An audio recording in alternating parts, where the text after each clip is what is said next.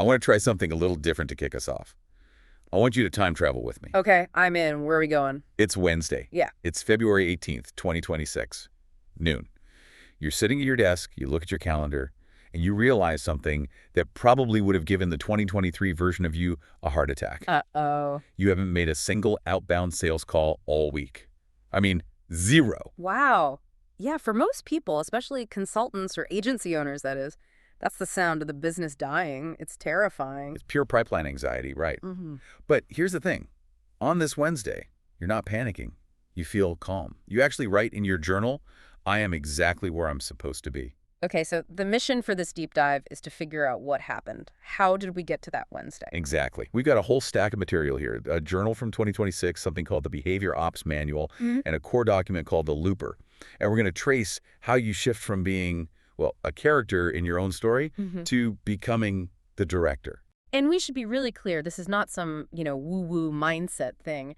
We're going to connect that shift directly to a very real, very profitable business model called Monetize My City. Right. It's about how you stop chasing leads and start engineering a reality where the leads come to you. Which is why you can have a Wednesday with no phone calls and feel good about it. It all starts with this.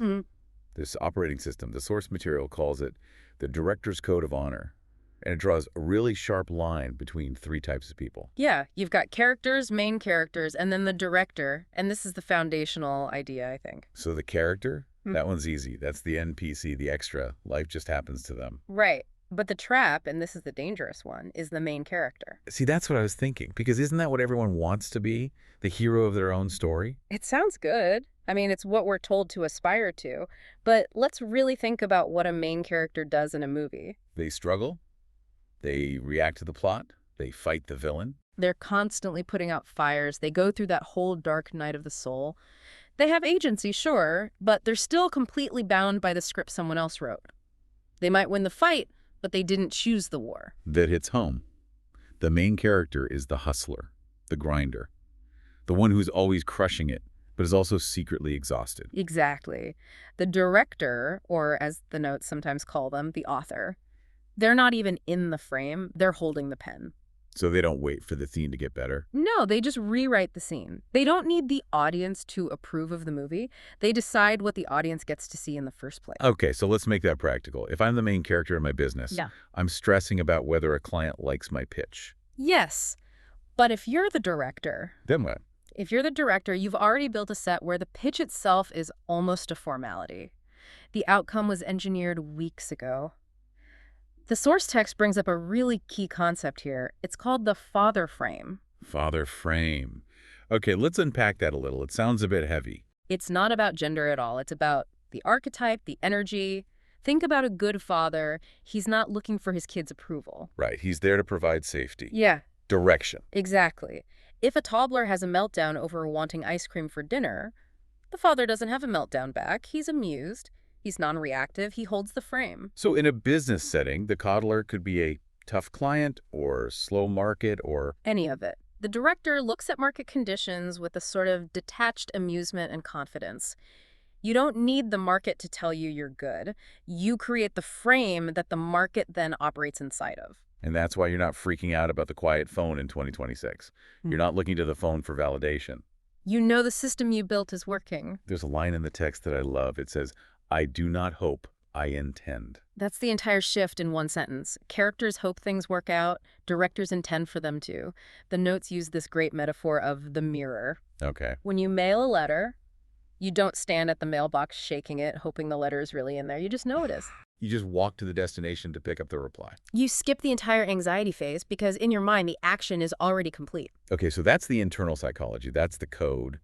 But you can't just, intend a business into existence. You need the machine. You need the vehicle, and that vehicle is the Monetize My City project. Right. And by 2026, this thing is fully operational. The journal entry lists the assets. You've got Greg's local guide on YouTube. Which brings in leads. You've got Instagram and a Facebook group also bringing in leads, a newsletter with over 1,000 subscribers, online and in-person networking groups. It's an ecosystem. It looks like a local media company on the surface, but the business model underneath it, that's the genius part. Let's talk about that. The franchise consultant partnership. The notes call it the oil well model. This is the financial engine, and it's just a masterclass in leverage. The analogy explains everything. In this model, you, the listener, the director, you're the landman. Meaning, I know the local territory, I know the community. You know where the oil is. You build the community, the content, the framework. The school group, for instance, that's the land. The partner, let's say a franchise consultant, they're the mineral rights owner. And they pay for the rig? They pay for the rig. The notes list it as a $15,000 investment. A $15K one-time fee. Correct, for a 3-month build-out. But here's the director move. You don't just take the $15K and say thank you. You negotiate a 50-50 split on all commissions that community generates. Wait, 50%? 50%. Forever? Forever. Okay, I have to play devil's advocate. If I'm that consultant, why on earth am I giving you half my income for life? Why not just hire a normal marketing agency for a few grand a month? Great question. Because an agency has hired help, they're a character in your story, they charge you for activity, we'll make 3 posts a week. Right, they're selling time and tasks. They are. By taking a split, you're not a vendor, you're a partner. You are fundamentally aligning incentives. You're telling them, I'm not just running ads for you, I am building you a permanent lead-generating asset. They fund the construction, you own the architecture, and you both get rich from the oil. So you're trading a system for equity instead of time for money. That's why the Journal says it's been a very successful year. You're not hunting every month. You're not starting from zero. You've got these wells just pumping in the background. The main character hunts, the director cashes royalty checks. So let's talk about the front door to this whole thing. You can't get a partner to give you $15K and 50% without some serious authority. Absolutely not. And the notes say the key is the local guide strategy. And it makes this very specific point. This is not a funnel, it is a portfolio. That distinction is everything. A funnel feels like a squeeze. It's high pressure, designed to get a sale right now. A portfolio is different. It's designed to prove you can do the work. So the YouTube channel, Greg's Local Guide, the goal isn't to get millions of subscribers. No, the goal is to create a library of proof of work.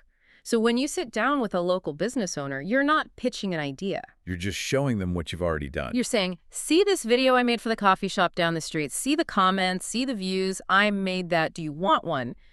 It flips the whole dynamic from, please hire me, to here's how I can help. And that leads into the direct monetization play for those smaller businesses, the $497 recognition package. This felt like pure psychology to me. Oh, it is. It's straight out of Cialdini, a perfect use of the reciprocity principle. Okay, walk me through the sequence because it's so smart. Step 1. You feature a cool local business in your publication, the Woodlands Loop or whatever you call it. You write a great piece, take some nice photos. You don't ask for anything. You send them an email. Hey, great news, you're live. We just sent this out to our 5,000 subscribers. Exactly. That's the gift. You've given them status. You made them look good. Psychologically, they now feel a tiny bit indebted to you. And what? Then you wait. 3 days later, step 2. A second email. Hey, glad you liked the feature. Want to amplify it. And for $497.05, you offer them an email reblast, some custom social media posts, and a Google business profile audit. $497. It's just low enough to be an impulse buy for a business, but high enough that it's real money. And because you already gave them the gift, it doesn't feel like a cold pitch. It feels like a logical next step. Yeah. You're not asking for money. You're offering to pour gasoline on a fire you already started for them for free. The notes connect this to Chase Hughes and the time distance problem. How does that fit in? Okay, so the time distance problem is basically this. How do you get a person from where they are now, the red dot, to where you want them to be, which is the green dot? Like from total stranger to paying client. Exactly. And normally that takes a lot of time and distance. You have to build and trust. It takes months. Which is slow. Way too slow. The assets, like the Woodlands Loop, they act like a wormhole. Because you are the editor, you have what the manual calls perceived authority. You collapse that distance instantly. The publication is the trust. So you can move them from red dot to green dot in a single interaction. But, and this is but to keep that authority, you have to be ruthless about curation. The Looper document has a no-go list. Right. It says no MLMs, no vape shops, No big nationwide chains. This is the discipline of being the director. You have to be willing to turn down bad money to protect the prestige that attracts the good money. The second a vape shop sponsors your newsletter, you lose the attention of the high-end realtor or the oil executive. You dilute the brand. You kill it. The entire model is based on it being the unboring, unfiltered guide for an affluent audience. It has to feel exclusive. And that exclusivity opens up another revenue stream, right? The Yes. neighborhood guide sponsorship. Yes. This is my favorite tactical piece. Instead of a messy directory where anyone can buy a spot, you create this beautiful editorial guide to one specific wealthy neighborhood. Creekside Park, for example. And you sell sponsorships. You sell one sponsorship. Just one. One exclusive partner, usually a realtor. The whole guide just says, presented by Jane Doe, realtor. Why is that so much better than selling 10 smaller ads? It's about authority borrowing. An ad makes a realtor look like a salesperson, but presenting a beautiful community resource makes them look like a pillar of the community, a patron. They get to borrow the halo effect from your high-status publication. That's worth 10 times more than a banner ad. I want to go back to the mindset for a minute because all of these tactics, they're powerful, they're persuasive. The Behavior Ops Manual even uses the symbol of a siren to talk about this. The author's seal. Yeah, it's a really cool piece of symbology that ties this all together. On the left side of the seal, you have the siren, Parthenope, who famously lured sailors onto the rocks. Right. She represents the master skeleton key, the dangerous, persuasive skill to open any door, which, if you stop there, sounds pretty manipulative. Very. But the seal balances it. On the right side, you have the Greek letter psi, which stands for psychology, the soul, life itself. So when you put them together, the siren and the soul, what's the message? It's power with responsibility. Exactly. It means I possess these dangerous skills of influence, but I have a code that says I must use them to lift others up and leave them better than I found them. You're using the siren song to guide the ship to a safe harbor, not to crash it. And that brings us all the way back to that Wednesday in 2026. The reason you feel at peace isn't just because the system is working. It's because you know the system is ethical. You know you're not a hustler and you're not a victim. You are the author. You've built a machine that genuinely benefits everyone it touches, and so you don't have to feel anxious. You don't have to chase. I noticed in the journal entry it says it's been a very successful year. It's written in the past tense, even though it's only February. That's the mirror again. You write it and speak it as if it's already done. It's a small psychological trick, but it completely removes neediness from your posture. And in sales, in life, neediness is the ultimate repellent. It's that Robert Greene idea, isn't it? No pauper is friend to the rich. 100%. If you walk into a business owner's office sounding hungry, they smell it and they run. If you walk in as a peer, as a director who owns a media asset, they lean in. You have to be a king to treat with a king. So let's wrap this up. For the person listening right now, and it's not 2026 yet, they're looking at their phone, it's not ringing, and that panic is setting in. What's the very first step to picking up the pen? You have to stop waiting for permission. You don't need someone to hire you or anoint you as the expert. You just start. Start publishing. Start building that portfolio. Adopt the father frame today. Stop reacting to the quiet and start designing the system that makes the noise. Realize that the silence on your phone isn't an empty space. It's a blank page. And you're the only one holding the pen. I want to leave everyone with one final thought from the source material. It's a quote about Herzl Halevi. The Israeli general. Yeah, it's a powerful one. People told him that philosophy was just for the spirit and that the real world of business and leadership was different. And he said they had it completely backward.